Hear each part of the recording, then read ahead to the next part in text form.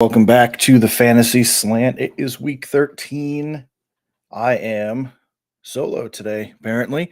Uh, my team is on the IR.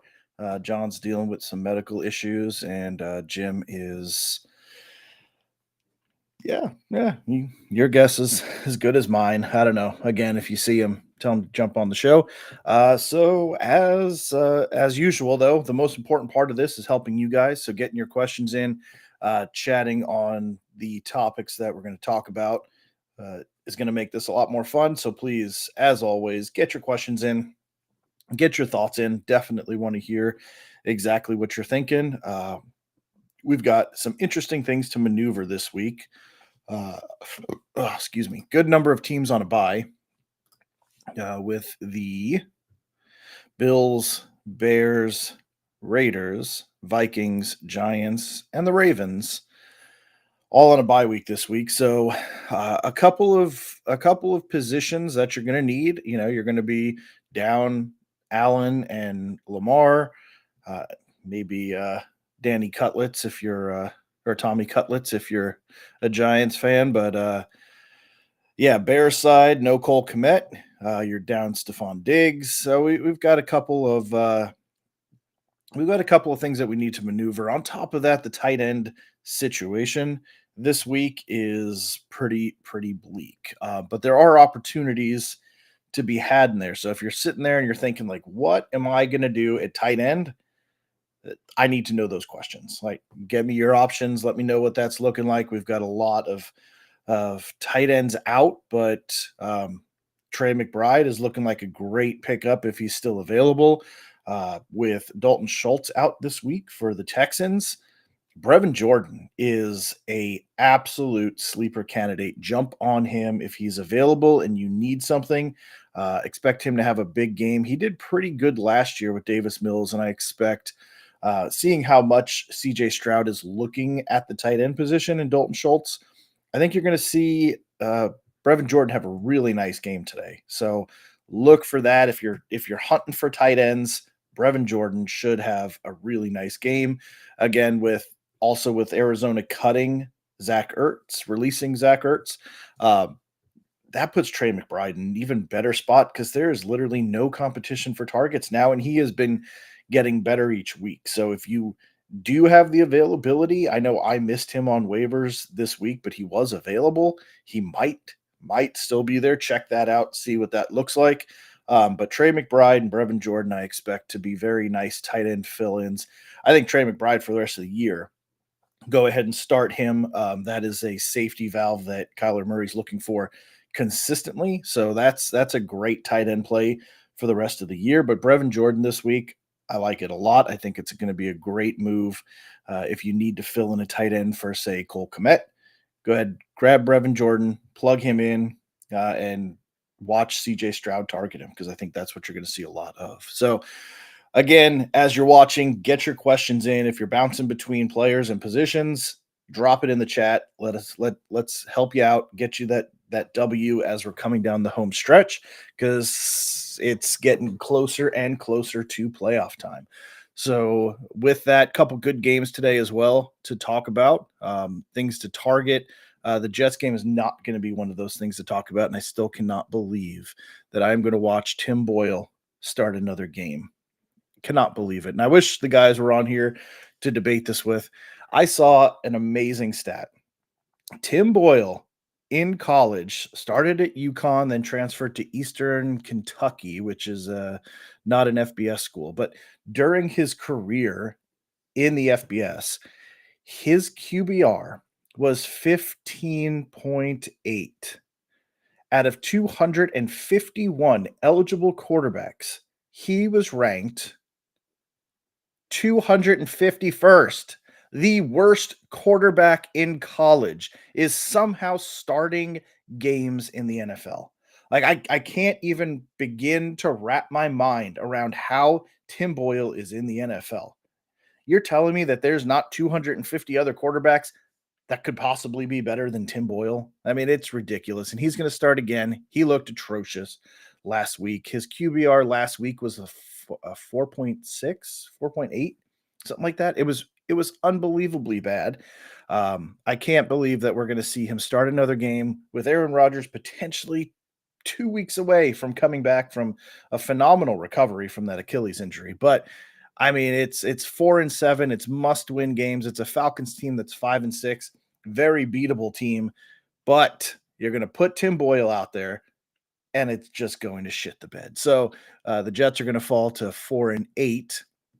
Playoffs will be completely out of the picture, and Aaron Rodgers will still probably come back, win 4 games, screw up the whole draft process, and just leave us in disarray. But as this game goes, Falcons running backs, and that's kind of where I'm going with this one. The Jets cannot stop the run. So if you are looking for running backs and you need to plug somebody in, obviously, Bjorn Robinson is owned. Tyler Algier might not be owned. I think the Falcons are going to go with a very run heavy offense in this one. So if you need a running back, take a look at Tyler Algier, see if he's out there. Because I think they're going to go very heavy on the run because the Jets secondary is great. Their defensive ends are great. Their run defense is horrendous. Almost every running back, every team rushes for over 100 yards week in and week out like clockwork. So if it's me, I'm the Falcons. I'm controlling this game on the ground. I'm going to hand off, hand off, hand off, keep it out of Desmond Ritter's hands as much as possible, and just pound the rock. So I think in this one, if you're looking for a running back, or if you have Bjorn Robinson, you're like, oh, the Jets defense is pretty good. Maybe I'll flex out of that. Don't flex out of it. Start your Falcons running backs this week because I think they're going to be very, very successful. And I hate to say it as a Jets fan, but I think they're going to just destroy us on the ground, control the clock, and Tim Boyle will not do anything. So it's going to be disgusting. So yeah, definitely pick that one up. A couple of the other things to talk about. Definitely want to get your guys' take on this, and I want to hear what you think. But I don't know the story that I saw, and I wish John was here. So let me pull it up just to make sure I quote it correctly. But Jabril Peppers was caught on hot mic from Saquon Barkley. I don't know if you guys saw this, saying, quoted as, "You're lucky we ass," is what he said, which is hilarious, absolutely hilarious. Um, to think the Patriots have fallen to this level is something else. But when we talk about team dynamics and team chemistry, obviously the Patriots are a disaster this year, right? They're sitting at 2 wins. They've got the third pick in the draft. Somehow lost to the Giants last week, which is just crazy. Missed a chip shot field goal of 35 yards. Like it just doesn't happen, right? But for a teammate to say, "You lucky we asked," to a competitor. I mean, what does that do to a team? And that's Jabril Peppers. That's not like some third string guy. I mean, this is like the face of your defense. It's one of the best defensive players you have. For him to come out and just say, "We suck." I mean, what does that do for the rest of the season? And how is Bill Belichick not taking extreme heat for this? I don't understand it. If it was any other team, any other coach, God forbid it was in New York, I mean the coverage would be incredible, but I just think it's absolutely hilarious the level that the Patriots have fallen to. It's outstanding. So, all right, we got a question here. Nathan, good morning. Should I start Tank Dell or Rice? Standard league. Worried about the snow for Rice and the injury for Dell. Also, should I start Herbert or Murray? Worried about Keenan's injury for Herbert. Yeah, so those are good points. Tank Dell has been a go-to, but also we've seen a huge uptick in targets for Rice, and Mahomes is looking for Rice in big situations, especially the end zone. So um, it's going to be that Sunday night game. Does that have any effect on the young guy? Weather right now is 35 degrees. It's going to be cold. They'll probably have the field clean. Not too worried about that. If it was Buffalo and they were playing in 3 feet of snow, that would probably change things. I wouldn't be overly concerned with that. The Broncos, they're traveling down to the Texans, so they get the home game. So you don't have to deal with conditions, the weather. The Broncos are on a high, but I do like that matchup as well. I would probably lean to tank on this one just because I feel like that game will probably be closer. Packers played really hard uh, last week. They looked really good, but the Chiefs, I mean, they should be able to win this game. They should be able to control the Packers. I don't think that would be too hard. It is a home game, but I would lean Tank Dell in this one, just from seeing what the Texans offense is doing. Um, and the Broncos offense is looking much better as well. So this could turn out to be a pretty good shootout. And and Tank Dell is kind of the main target right there. On the other side, we're looking at I like what I'm seeing from Kyler. I don't like Kyler going to Pittsburgh to play the Steelers defense that looks phenomenal. Um, I would probably still lean towards Herbert in this one against the Patriots. Like I was just talking about, this Patriots team is decimated. The defense is saying their ass. I mean they just suck, right? I mean, when your own players are just coming out and admitting that the team sucks, how much effort are you putting in anymore? And we're not even close to the end yet. So, I think this is going to be a good game for the Chargers. For some reason, the Chargers are 5-point favorites and 38-point over under. I don't understand that one. I know the Patriots play hard at home. Uh, I would still, I mean, it's going to be raining 43 degrees. Does that worry me more than the Steelers defense? I don't think so. I think I would still go Chargers there. If you're down and you're trying to catch up or you're projected to lose, I think Kyler would be a good flex there because there might be some junk time where he's just chucking the ball a lot. But if you're going safe, go Herbert there in that one, even though they might be up huge and it might just be running the clock out. But if you need to catch up, go Kyler. If you're safe, go with Herbert, and I would start Tank Dell. Um, all right, the Rug, you'll have to help me with that one, but you need help. Pick two: Swift, AJ Brown, or Devontae Smith. No PPR. So this is another big game here against a very, very good defense. Um, Obviously, you kind of have to start AJ Brown every week. It doesn't make much sense to go away from that. Rougarou, got it. Okay, yeah, it doesn't make much sense to go away from AJ Brown. He's too good, and he's somebody who can completely take over a game. You don't bench your best guy. You just don't do it. Um, so I would start him regardless. Now, kind of what you're going with is uh, they've been targeting Devontae Smith, and he's been looking pretty good lately as well. I actually benched Swift this week. I have him and I benched him. I just don't like him against this 49ers defense. And they're kind of leaning to they're splitting carries a lot more than they should be. I think uh, Swift is by far the best running back they have, but they're not fully featuring him each and every week. So he went a couple of drives without even touching the ball last week. So a huge chunk of the game. So I would probably go double receiver there. I know it's no PPR, which makes it really hard to trust Devontae Smith. You are definitely in a situation. Um, yeah, I would probably go double wide receivers. It's a tough situation without PPR points, but I think the upside there is a little bit stronger. And like you said, Devontae Smith's been getting open and he's been getting looks. So this game might go to the air a lot more. Go with your wide receivers there. All right, so we're going to get to that game because that's definitely a good one to talk about. But I thought that article about Jabril Peppers was outstanding, and to see, it. But again, to close that out, like to see a player on a team say that, and then it just doesn't go anywhere. Like it just kind of fades away.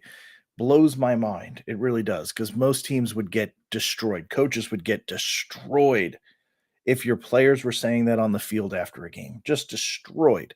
And haven't really heard much of it. just sliding down the old ticker, just disappearing into the fading into the darkness. So really, really good. But for injuries this week, let me jump over here. Let's run through some inactives for the week. So again, Trey McBride is playing, but with Zach Ertz being released, again, I love Trey McBride this week against the Steelers, and uh, that's going to be a huge target for him because Marquise Brown is questionable. He should play, but Michael Wilson's out, so you're going to see some Greg Dortch action as well. Again, it's the Steelers defense. It's at home. I don't love the opportunities there, but I do like Trey McBride this week simply because the fact that the tight end pool is just decimated. So Trey McBride is getting a lot of targets. So that's something you've really got to like here. For Houston, Noah Brown is questionable.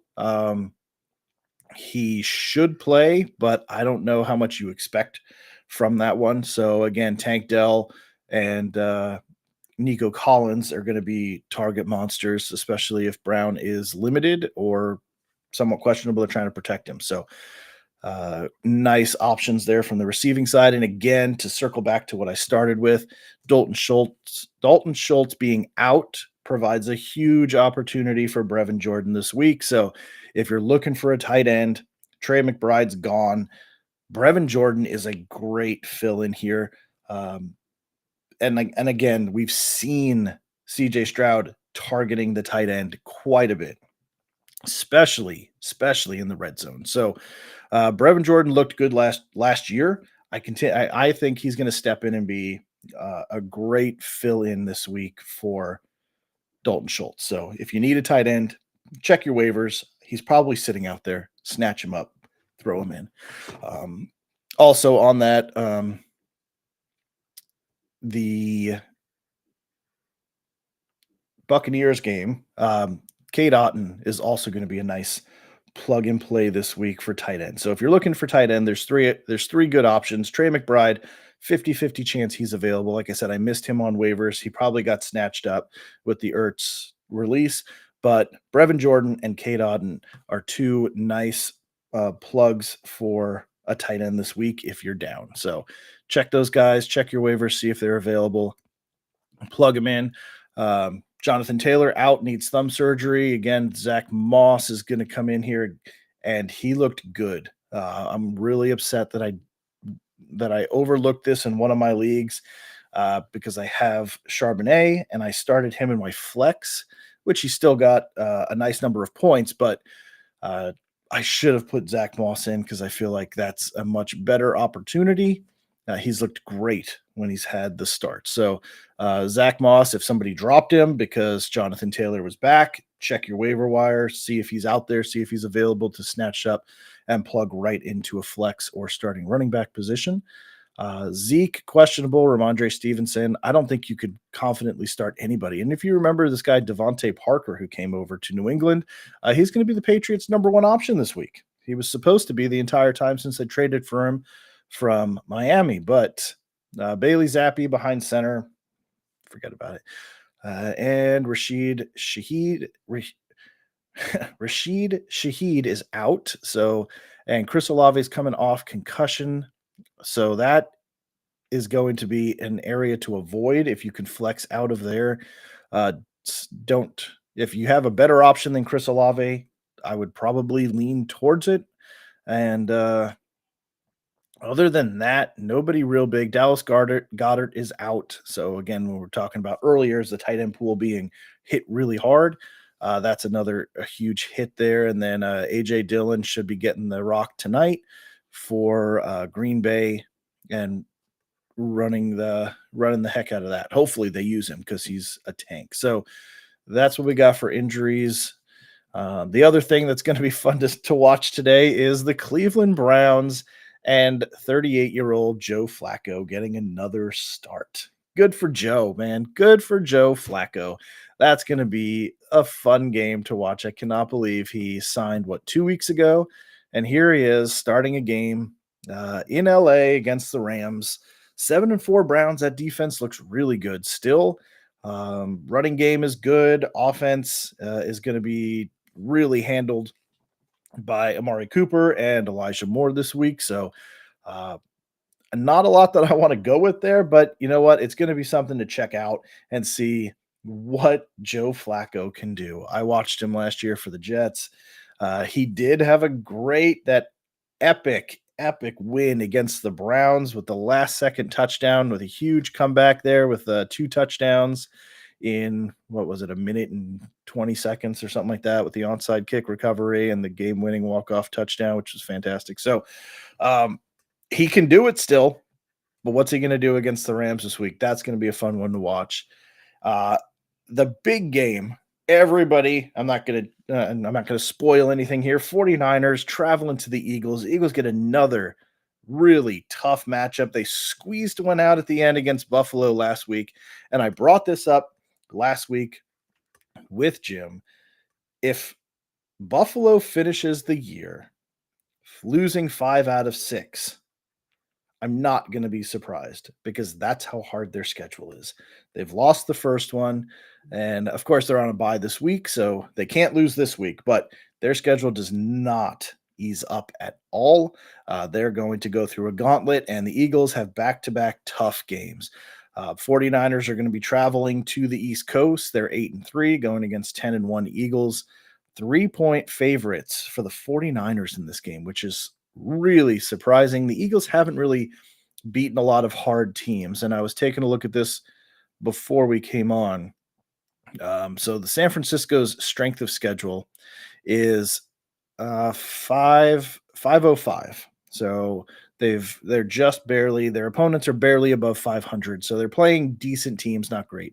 Philly's strength of schedule is 478. So they're beating up on a lot of losers. And with that, that Miami Dolphins team that everybody keeps saying they're not beating anybody, well, their strength of schedule is a 454. It's one of the lowest, if not, nope. New Orleans has a 411 strength of schedule, the second lowest strength of schedule in the league. 411. How? Well, New Orleans, that division is just garbage. So, oh no, sorry, Atlanta's got a 403 strength of schedule. Whew, my God. That's extremely low, but still, Miami 454, Detroit 472, Dallas 464, Philly 472. So San Francisco's definitely played better teams. They are 8-3. I think they're very equal teams. I think if Philly's strength of schedule was a little bit tougher, you'd probably see them at 9-2, 8-3, something similar as well. Of course, that one loss coming to by the hands of Zach Wilson. Thank you very much. Still, and I'm going to hold that. That's about all I've got. But something to keep an eye on there is, Philly's not playing the best teams. They do have 10 wins, but they do have a little bit of a softer schedule. Not overly soft, but softer than a lot of the real competitors in this one. Still, it's a home game. Philly is a really tough, loud stadium to play in. This is going to be a fun game to watch, and I think I expect a lot of scoring in this one. These offenses are too good to not score, and it seems to be bucking a trend over the years where you see two high-powered offenses come in, and it turns into a defensive game. This year, you're seeing high-powered offenses. Last couple years, and with all the changes the NFL is making, is showing, but you're seeing high-powered offenses meet head to head and score points. So I think you can kind of bank on that one. I think in this one, I like we talked about with Rougarou there. I think Devontae Smith is a great play. I think you have to start AJ Brown. You have to start Debo Samuel, and you have to start Brandon Ayuk. So all four wide receivers are in play in this one and should contribute in some way. They're going to have good fantasy numbers. Of course, Christian McCaffrey. We'll see if I'm right or wrong on Swift. I'm not sure. I love Swift. I think he's a fantastic, one of the best running backs in the league. Nobody likes to utilize him for some reason. So I could be absolutely wrong. He could dominate this game. If I was coaching the Eagles, he would be my number one bell cow to just pound the rock each and every week, but they don't operate like that. You see Gainwell get touches, you see Boston Scott get touches. It doesn't make sense to me, but that's how they operate. So Swift could still have a great game, but that one's going to be tough. McCaffrey, you lean on each and every week. That is going to be such a fun game to watch tonight, and you can still get on a plane to Philly and grab tickets for as low as $215 a seat. And I can only imagine how high up those are. So if you're free, you're like, what should I do on a Sunday evening? Yeah, jump down to Philly and go catch a super expensive game that's going to be worth it. So outside of that, a lot of games that are not overly exciting this week. Um, so yeah, we've got Chargers, Titans, excuse me, Colts, Titans, Chargers, Patriots. That should be games that nobody really cares about. Lions and Saints, with the Saints' offensive injuries. Um, Kamara is going to be a huge play. If you're going against him, I'm sorry. Hopefully, the Lions' defense can figure it out. You talk about defenses that go from hot and cold.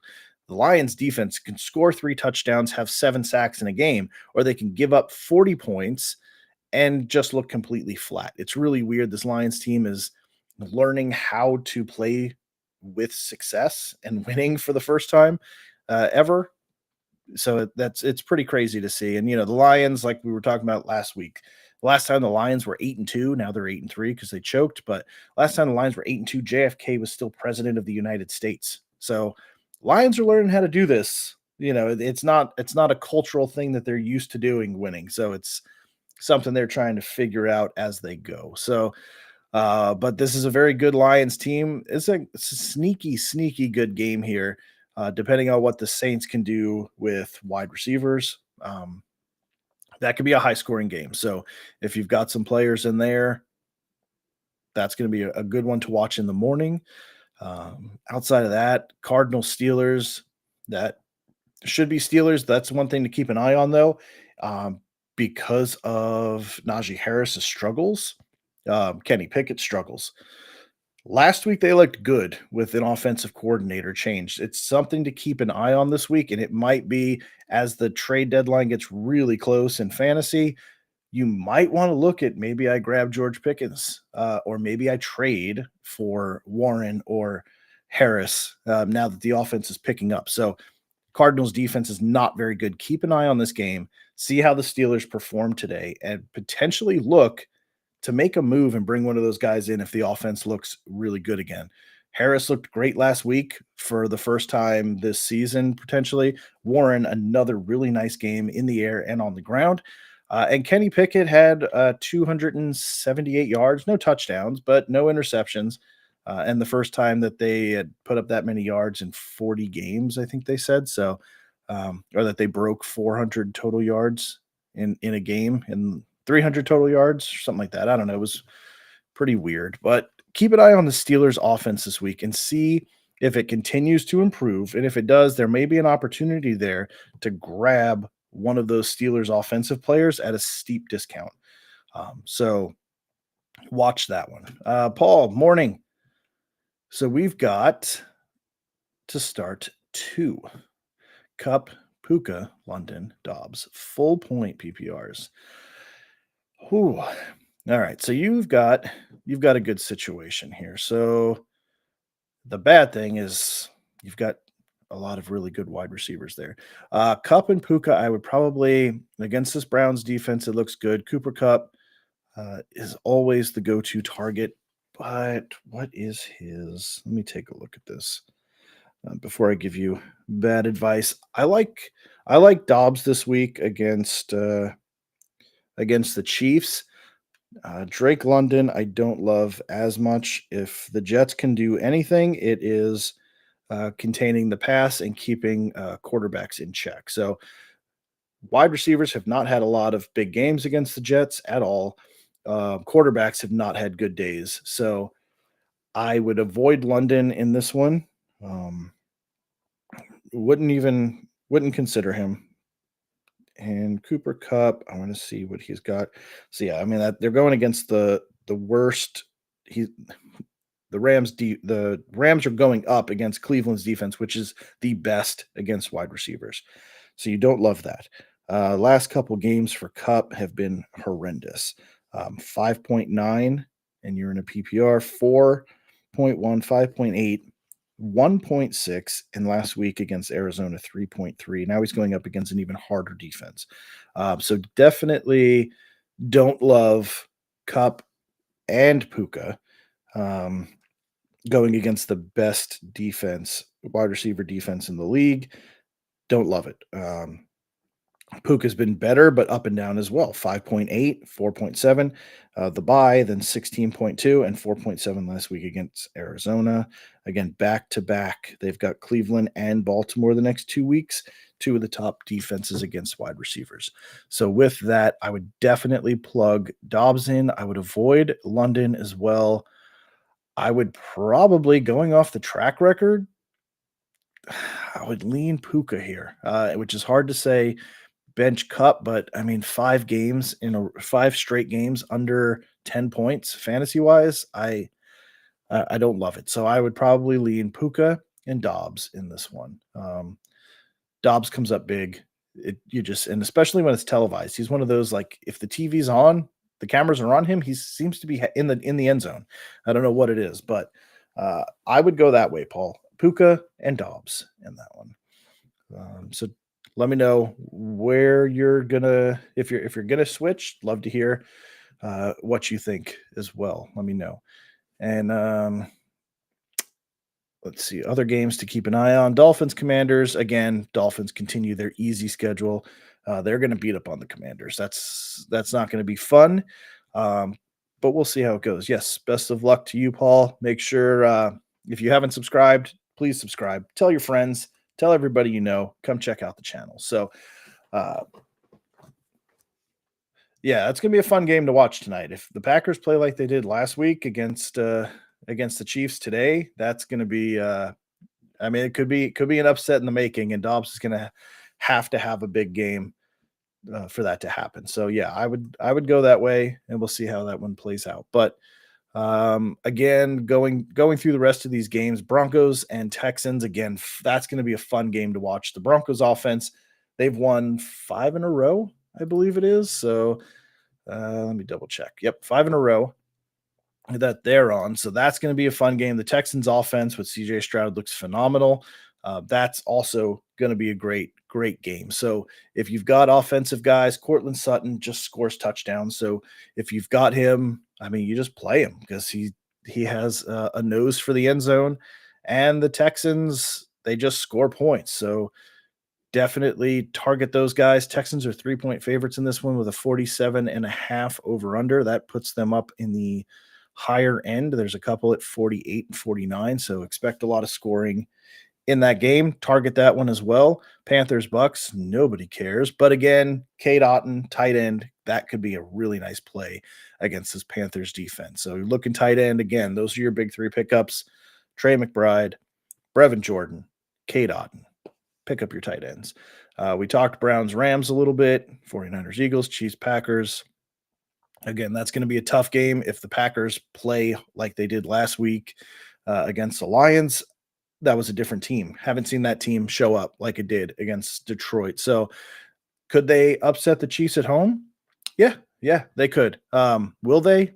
Yeah, probably not. But the Chiefs and the refs will find a way to win that game without a doubt. That Monday night game, Jaguars should handle that one. Keep an eye. And this is the bad thing about it. It looks like Travis Etienne should play. All the signs are pointing to him playing. It is a rib injury though, so he'll probably have some protective layering on to keep his ribs safe. But um, be prepared to lose him. So uh, take a look at your matchups now. If you're slated, if you're a big underdog and you've got Travis Etienne in the lineup, you might want to look to flex him out.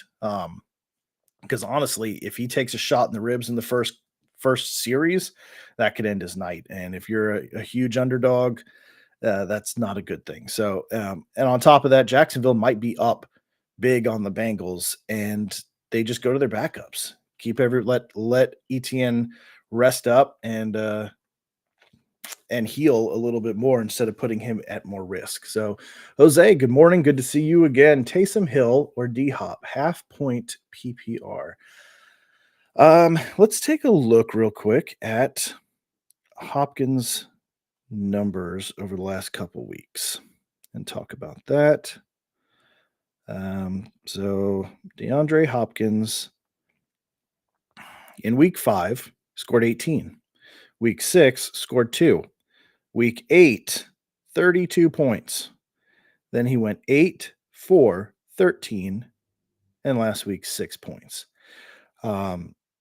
He's all over the map, and that's kind of a tough thing to deal with. On the other hand, Taysom Hill, he had 3 weeks, weeks 7, 8, and 9, against soft-ish defenses with 14, 21, 18 points. Then he went 3 and 7 points last week. And now he's got the sixth easiest defense to go against this week in Detroit. Um, I like it. I really like it. I want to go Taysom Hill in this one. I don't trust Will Levis. It's just not there yet. He might be a good quarterback. He might get lucky. Uh, I just don't love that. I don't love the Titans. Everything runs through Derrick Henry still, and we've seen it kind of shifting back to that. Um, so with the Saints wide receiver issues that they're having right now, I would go Taysom Hill. Him and Kamara are going to probably be the main targets. Chris Olave said is coming off concussion protocol, should play today, could also get knocked out real quick. So give me Taysom Hill in that one, man. He's going to go off. He's going to take a couple of direct snaps, run, maybe throw a touchdown. He's a wildcat there. So go Taysom Hill. Mexi Jameson. First time I've seen you. Thank you for joining. Please make sure that you're subscribing and following us. And you're over on Twitch. So good to see that's picking up steam. Also, jump over to YouTube, smash that subscribe button, help us continue to get more views and more exposure. Garrett Wilson or Curtis Samuel. I know ESPN loves Curtis Samuel this week. I don't trust Curtis Samuel because every time that you're supposed to trust Curtis Samuel, he disappears or he gets hurt. One of the two. You're going against the Dolphins offense that's going to score points, which means the Commanders are going to have to throw the ball a lot in this one. But I don't trust it. I just don't trust it. And as much as I just hate Tim Boyle, and he's absolute trash, it doesn't matter what quarterback is back there for the Jets. Garrett Wilson's going to get targeted 10, 12, 14 times in a game. So I would probably still lean Garrett Wilson in this one just because I know he's going to be a target monster. If it was somebody better than Curtis Samuel, I would feel more confident there because I think Tim Boyle is absolute trash, and I'm a Jets fan, so I can talk about it. But yeah, I mean, Terry McLaurin's probably going to have a huge game. The running backs will catch a lot out of the backfield. Curtis Samuel might have a great game. But when you expect Curtis Samuel, he disappoints. It's just like clockwork. So, Maxie, I'm going to say stick with Garrett Wilson. The targets are going to be there.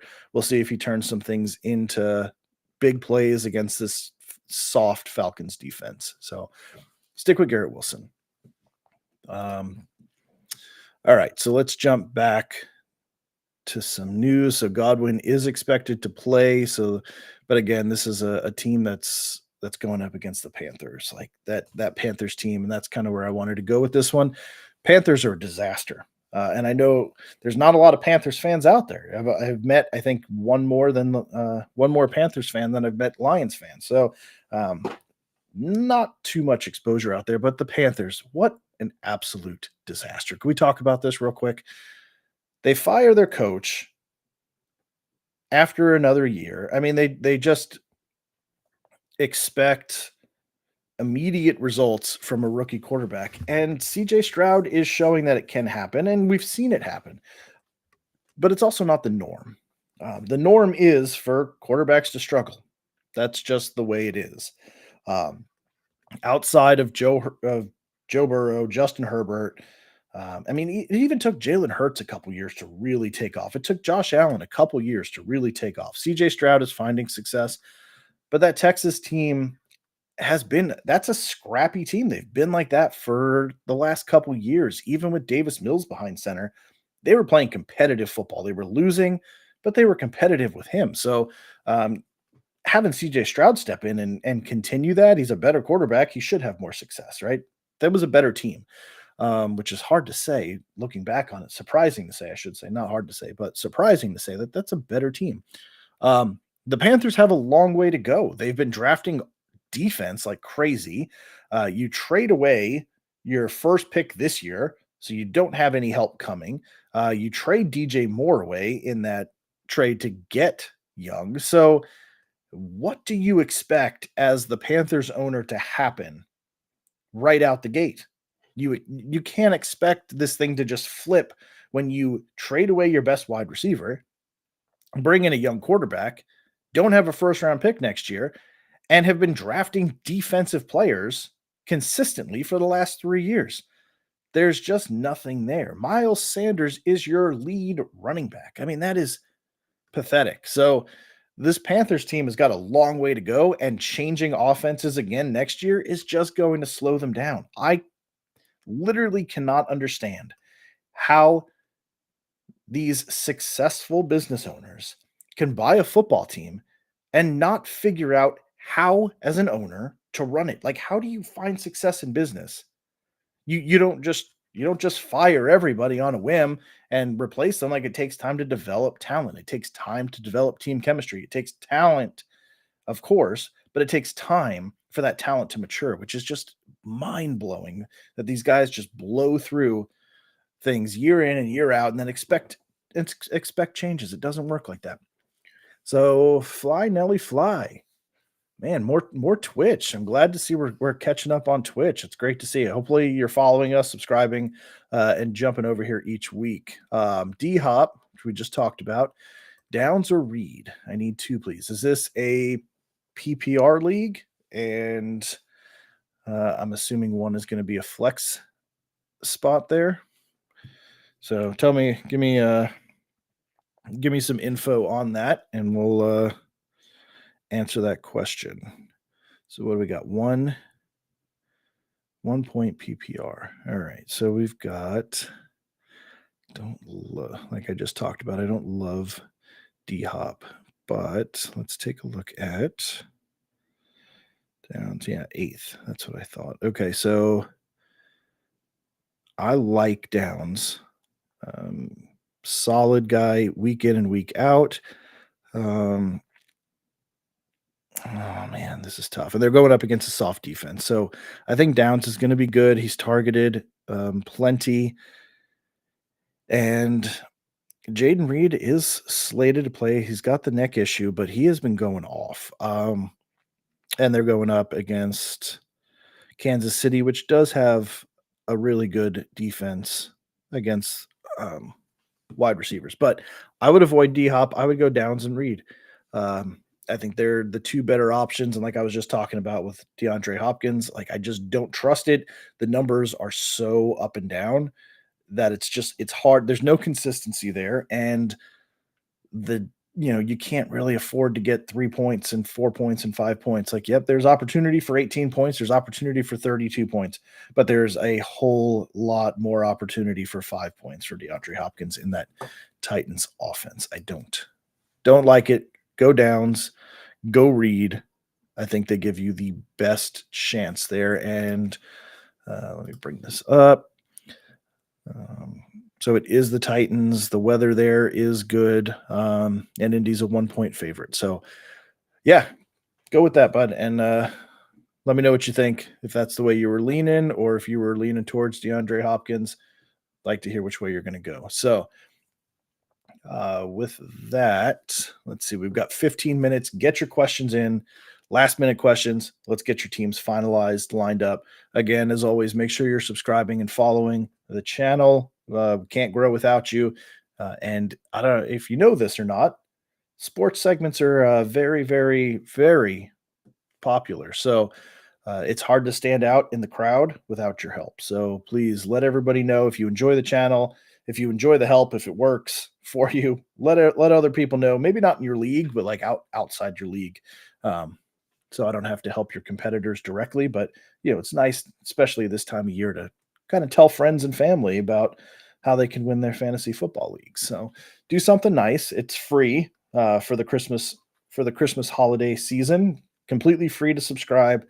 Definitely do that, and it's a free gift to give to your family. Tell them it costs like 49.99. I won't tell them.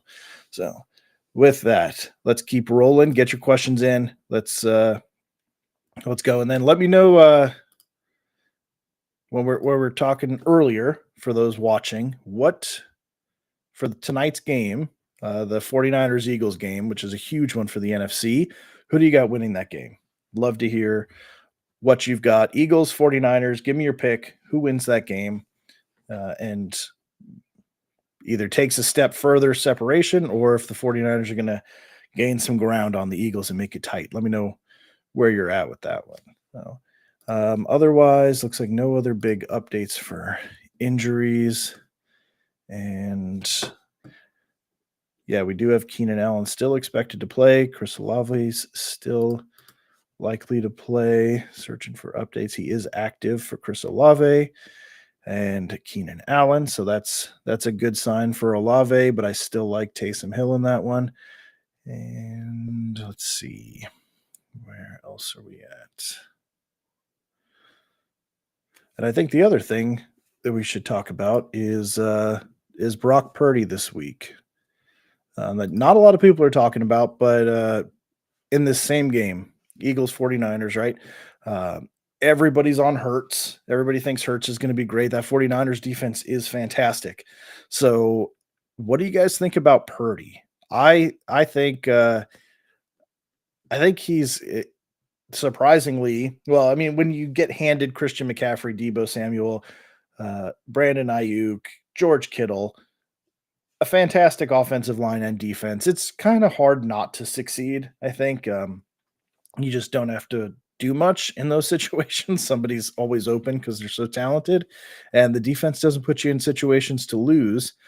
Keep it tight. So, but yeah, Brock Purdy is looking fantastic, and I think is going to find his way into that MVP conversation if he comes up big in this game. If he gives a 250, 280 performance with 3 touchdowns, how do you not put him in that conversation for MVP running? I mean, he just keeps winning. Like I said, 8-3. He did have a couple bad games, but if he goes in and beats Philly and puts up good numbers, which he's capable of doing with this team, and he does most weeks, man, I mean, Brock Purdy in year 2 is looking fantastic. And that's normally where you see the struggles. You see that little bit of regression before you see that step forward because teams start figuring you out. But he doesn't look like he's missed anything.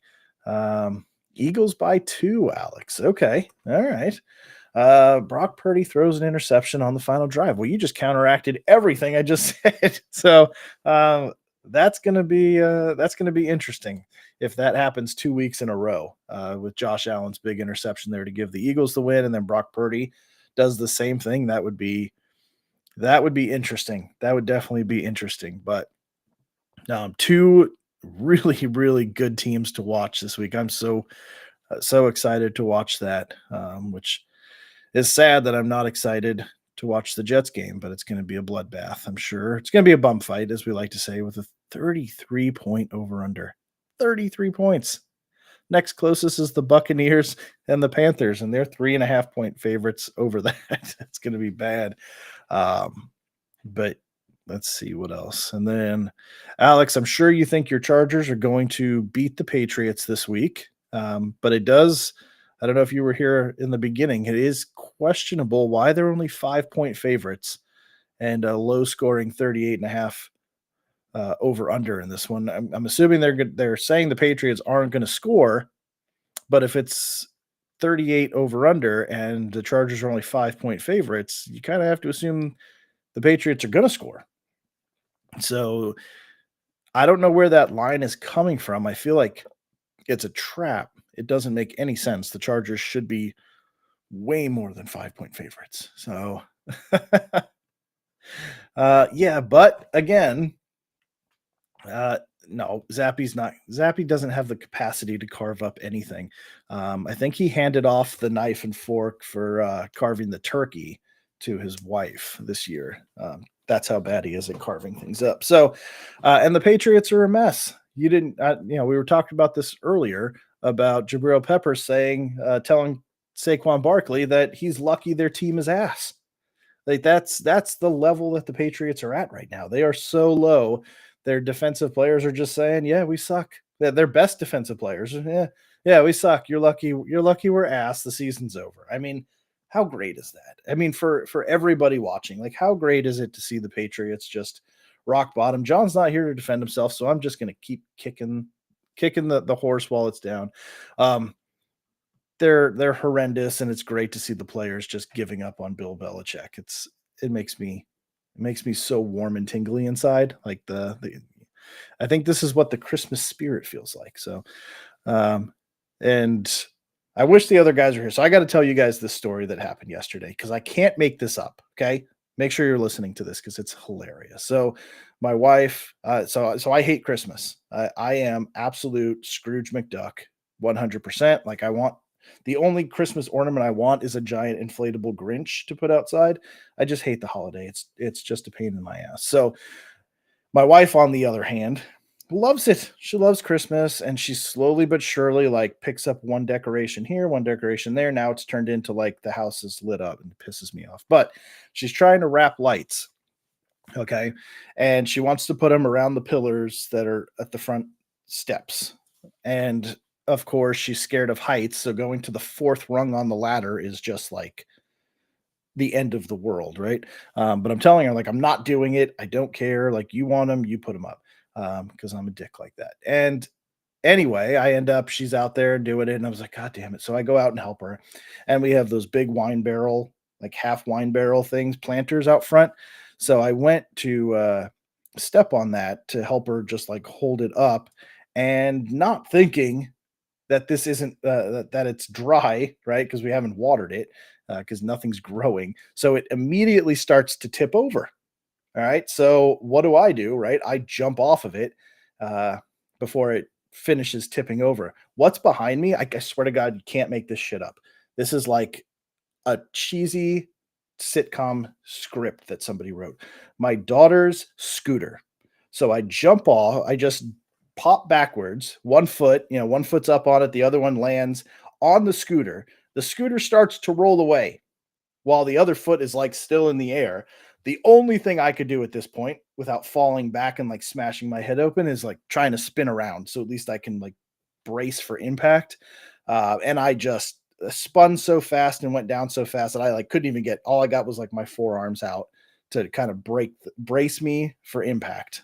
Luckily I didn't break anything. The worst thing I got is like this little scrape there on my elbow, but I was like, you can't make that up. It tipped over. I stepped back right onto a scooter. The scooter rolls out from underneath me, and I just eat all sorts of shit, which then solidifies my hatred for Christmas even more. So I swear to like you just. I watched the whole thing in my head happen, and I just could not absolutely. I could not believe it was actually happening because it's just a terrible script that you would use in like the last episode of a TV show that was going out. So, Alec, good morning. Hope you enjoyed the story. Godwin or Dobbs? Dobbs. That was easy. Um, with Godwin's neck injury, I don't trust him for huge targets, and against the Panthers, I don't think there's going to be a need for it. So Mike Evans, running game looks good. I think they'll probably take it easy on Godwin today, and they're not going to need to do much. Dobbs, on the other hand, against Kansas City, they're going to have to do a lot. So a lot of opportunity there, a lot more opportunity. I feel a lot better about that. So I would probably go Romeo Dobbs in this one, and I think they go pretty safe and conservative with Godwin this week. I wouldn't put him at risk against the Panthers. Just doesn't make sense. So hopefully that helps. And I hope you enjoyed the story. I can't make it up. I do have a little scratch on my hand too, but yeah, but I'm okay. I didn't break anything, which is surprising because I'm painfully old now at 42 years old. But apparently, surprisingly, still spry. So it was comical to look back on because you can't make it up. And I don't even know how the scooter got there. I have no idea. Never saw it. But man, just what a what a situation that I found myself in. But luckily, didn't break my arm or my hip or anything like that. Didn't even manage to piss myself. It was amazing. So, yeah. So I guess that is about it for news. Think we know what's going on. So again, couple minutes left. Alec, hope that helped. Let me know what you're going to go with. You should go with Dobbs, though. I think that's a smart play. Again, if you're watching this for the first time, please subscribe. Jump over to the YouTube channel, subscribe there. Please help us get that algorithm, uh, getting the show to pop up on some more people's feeds, get more people in. It's way more fun when you guys are asking questions than when I'm just talking. So uh, help a brother out. Smash those subscribe buttons, follow us, do all the good stuff that we need to continue to grow. And this is going to be an interesting week to watch, uh, not only from a fantasy perspective, but also from your team's perspective. Because if you look at right now the top 10 draft picks, I mean 4 and 7, there's 4 teams now sitting at 4 and 7, 3 teams sitting at 4 and 8, with the Giants being on a bye, Chicago being on a bye. So those aren't going to change. Um, but the top 10 is really picking up. So it's going to be interesting to see how things shake out with Tampa this week, with the Jets both being at 4 and 7, the Chargers at 4 and 7. They should get a win and jump. Tennessee at 4 and 7. They might get a win against the Colts. That's going to be a close game. Vegas at 5 and 7. So there's going to be a lot of movement in the top 10 this week to keep an eye on. So for your teams, fantasy wise, regular, it's going to be interesting to watch. I got hair floating in my face, to see how that shakes out. So, and if you're like me and you're a Jets fan, every year this time of year, you're now switched over to checking the draft boards and seeing what's going on. So let me know if you share that misery that I share with any of your teams. The Giants have been bad. Chicago's been bad. New England, if you're a Patriots fan and you're experiencing this for the first time, hey, man, I know what you're going through. You could talk to me, drop it in the chat, and most of us will be able to talk you through what it's like to live this life, because most of us are familiar with it. So, oh, Alex, you're in the guard weekend. Ugh. Yeah. I was wondering why you were so quiet. That makes sense, though. You're probably doing CBTs all day, and then got a change of command and a retirement ceremony and Christmas briefings to go to, and wasting a whole bunch of your time. So, yeah, but that's about it. I'm going to hang out for another minute, see if there's any very, very last second questions to get in. And if there is, we're going to answer them as fast as possible. So, 2-minute drill, get your questions in, and we're going to help you out. I'm actually going to, now that I gave the advice, I'm going to pull Travis Etienne, and I'm going to put AJ Dillon in for tonight, because I talked myself out of that. I don't feel safe with that pick. So, yeah, so that's it. So we're coming up at 10 o'clock now. So hopefully, you guys got all your changes in. Hopefully I helped each and every week. We're going to be here to do it with you.